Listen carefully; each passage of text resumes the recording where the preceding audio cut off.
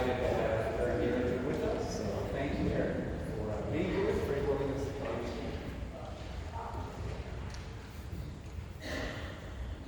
I grew up in the Assembly of God Church.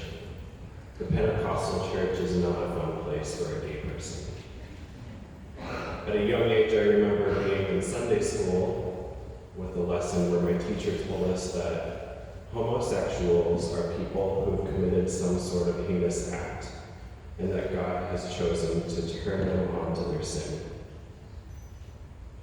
As a young person, I remember racking my brain endlessly to try to figure out what awful sin I could have committed to make God punish me in such a way.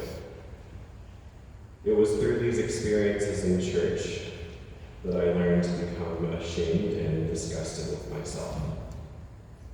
This shame and disgust turned into intense anxiety and depression as I ended high school and entered college. Years later, I learned that one of my sisters was also gay, and that she went through these same torments. And neither of us had any idea that we could have reached out to each other for support during these years of our childhood. In 2013, I finally came out to my family, and they continued to love me unconditionally, which helped me start to feel God's love back in my life. When I started graduate school at MSU, I heard about Crossroads campus ministry, and I learned that they were open and affirming of LGBTQ+ persons.